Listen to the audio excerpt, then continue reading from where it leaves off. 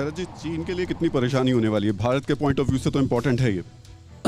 मुझे लग रहा है चीन की रात की नींद हराम होने वाली है, क्योंकि ये सभी कंपनीज आज तक, इससे पहले चीन को अपना घर, दुनिया की फैक्ट्री चीन बने बैठा था, और पैंडेमिक के बाद से जो सारी बड़ी कंपनीज ने दूसरा एक इलाका ढूंढना शुरू किया है, भारत उस रेस में सबसे आगे है। पहली बात तो ये है।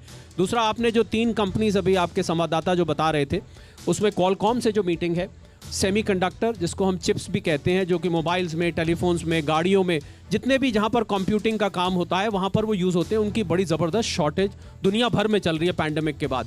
तो मुझे लग रहा है प्रधानमंत्री मोदी कॉलकॉम को हो सकता है न्योता दे कि आप भारत में आके फैक्ट्री लगाइए। देखिए, हम समझ लेते हैं कि चिप्स की फैक्ट्री लगाना एक बहुत महंगा काम होता है, 40-50 हज़ार करोड़ का निवेश होता है, और प्राइवेट निवेशक उसमें आसानी से आगे नहीं आते, क्योंकि पहले ये बिकते नहीं थे। उसके बाद हम एडोबी की बात करें, टेक्नोलॉजी की बात करें कि टेक्नोलॉजी में भारत का वर्चस्व है। अमेरिका की ज़्यादातर बड़ी कंपनी, मैंने पिछले शो में भी बोला था, भारत पर निर्भर हैं। अगर आज वहाँ से एक हाइपोथेटिकल सिचुएशन हम लें कि वहाँ से सारे के सारे भारतीय जो इंटेलेक्ट है, जो टेक्नोलॉजी का इंटेलेक्ट है, अगर वहाँ से निकल जाए, निकलेगा नहीं वो अलग बात है, तो शायद अमेरिका का कामकाज ठप हो जाएगा। ये मैं आपको बड़ी कन्विक्शन के साथ कह सकता हूँ। जी सुरेश जी, लेकिन हम क्या मान के चलें कि इससे ये सिर्फ आर्थिक बात नहीं है? अगर ये 2 देश इस तरीके से करीब आते हैं आर्थिक तौर पर, तो इसका इम्पैक्ट कूटनीतिक तौर पर भी पड़ेगा। जी, आप बिल्कुल सही कह रहे हैं। एक दो छोटी सी बातें मैं कहना चाहूँगा इस संदर्भ में। एक तो हम लोगों को अपनी आर्थिक सहयोग अगर यूएसए से बढ़ाना है तो हमें चीन की तरह से नहीं सोचना चाहिए। अगर चीन से यूएस की कंपनियां बाहर आकर के भारत में निवेश करेंगी तो वो इसलिए करेंगी कि हमारा तरीका चीन से अलग है। तो हमारे यहाँ 2 चीज़ें हैं, एक तो जो लीगल इंफ्रास्ट्रक्चर है, लीगल सिस्टम्स हैं, और एक जो कैपिटल को बाहर ले जाने की सुविधा है when ever you want it, वो चीन में अभी भी इतनी आसान नहीं है।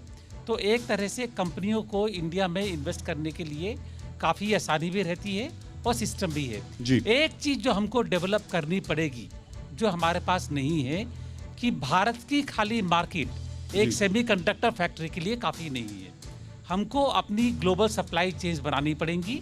उनके लिए हमको जो बाकी मार्केट्स है उनसे लिंकेजेस बढ़ानी बिल्कुल, ये पड़ेगी। बहुत इंपॉर्टेंट चीज़ है, क्योंकि ये चिप ही जो है वो हमारे लिए कई चीज़ों में बहुत महंगी साबित हो रही है। लेकिन एक बार फिर आपको बता दें कि एक बड़ी खबर ये है कि इन 5 टॉप सीईओ से जो प्रधानमंत्री मोदी की मुलाकात है वो किस वजह से अहम है, क्यों इंपॉर्टेंट है, आज ये भी आपको बता देते हैं। ये खास वजह इस वजह से है क्योंकि इसमें IT क्षेत्र में बड़ा निवेश संभव है। अगर ये बैठकें ठीक रहती हैं, इसका आउटकम निकलता है, तो इसका इम्पैक्ट ये पड़ेगा कि 5G तकनीक का इंफ्रास्ट्रक्चर तैयार करने में मदद मिलेगी। एडोबी IT क्षेत्र की मल्टीनेशनल कंपनी है। डिजिटल इंडिया मिशन को धार मिलेगी। नोएडा, गुरुग्राम, बेंगलुरु से operation first solar company solar panel बनाती है। भारत के ग्रीन एनर्जी अभियान में मदद संभव है। इसी साल भारत में $68 करोड़ के निवेश का उसने ऐलान किया है। और इसके साथ साथ सबसे इंपॉर्टेंट पार्ट जो है वो है जनरल एटॉमिक्स, अमेरिकी एनर्जी और डिफेंस फर्म। ये कहा जा रहा है कि ये लगभग 30 प्रीडेटर ड्रोन, इससे बातचीत हो सकती है, भारत इससे खरीद सकता है। सर, क्या लगता है आपको, अगर ये प्रीडेटर ड्रोन यहाँ पर आते हैं तो अब कहा जा रहा है कि अगली लड़ाई जो होगी, अगली जंग जो होगी वो ड्रोन से होगी? प्रीडेटर आज के दिन में अगर कहा जाए तो one of the most modern UAV है, अनआर्म्ड एरियल व्हीकल।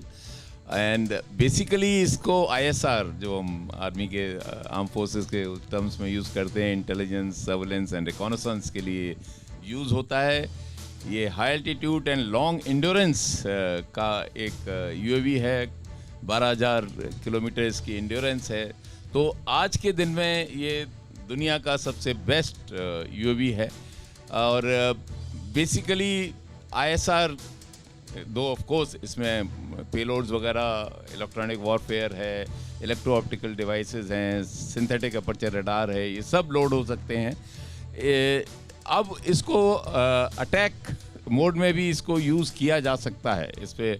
लेकिन अटैक मोड के लिए रीपर, जो कि तकरीबन प्रीडेटर का ही भाई है, उसको ज़्यादा अहमियत दी गई है। और हो सकता है, मैं समझता हूँ कि प्रीडेटर के साथ हम रीपर UAV को भी ज़रूर लेंगे जी। और ये एक टेक्नोलॉजिकली एक ट्रांसफॉर्मेशन होगा और जैसा कि राहुल आपने कहा कि अगली लड़ाई ड्रोन से लड़ी जरूर, जाएगी, तो मुझे लगता है भारत के लिए एक मजबूती वाली खबर होगी।